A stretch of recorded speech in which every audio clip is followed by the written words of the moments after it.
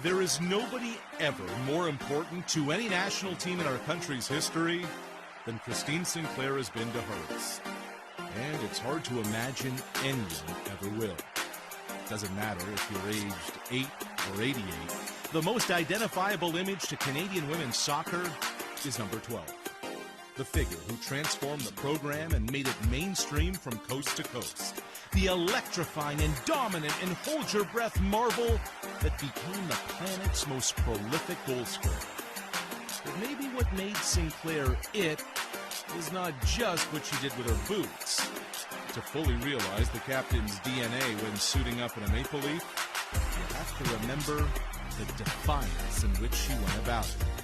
And it's how it all came to be that began the legend of it all.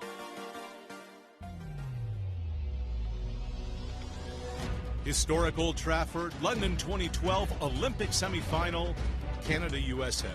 And Canada was to be a doormat. No team that finished last in the World Cup the year before had a chance against the juggernaut Americans. Well, enter number 12. It was her team now, and she was not going to be denied. We saw the defiance in her eyes, and then the show. 1-0 Canada, goal Sinclair. 2-1 Canada, the captain again. 3-2 Canada, the hat-trick. It was a Thursday morning back home. More than 10 million tuned in at some point to witness the magnificence. And then it went sideways and it all felt crooked. The Norwegian referee, the absurdity of those calls, that god-awful penalty given on a handball that wasn't, extra time gifted, USA celebrated. And the defiant Sinclair seethed. With social media ablaze, Christine went on the offensive, and remember what she had to say. Result decided before it even began. We feel cheated. Back in Canada, so many of those millions watching along, they felt the same. And they rallied around their captain's battle cry. The team came home with a bronze medal and were heroes. Nobody more than 12. She single-handedly created one of the great rivalries of the last generation. Packed stadiums whenever she was in town for a friendly or qualifier. And corporate Canada wanted her as an endorser. Year after year, more young girls took up the sport because they wanted to be the next Christine Sinclair. And the defiance, it never went away. After another Olympic semifinal loss in Rio in 2016, Sinclair gathered the team together and told them, "We didn't come this far to not leave with a medal." Repeat bronze it was.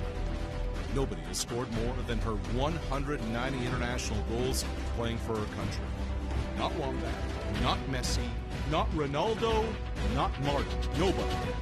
And nobody has the resume, and nobody can really begin having a conversation about Canada's greatest athlete without Sinclair's name at the forefront. And amidst it all, where her defiance and leadership may have the greatest lasting impact, it's the fight against her own federation.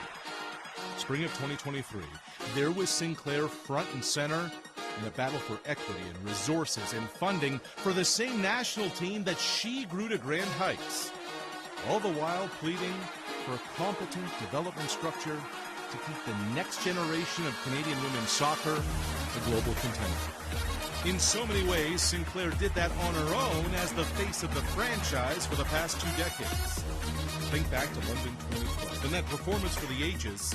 Watching that day, 11-year-old Julia Grosso, who said to herself, "That's what I want to do."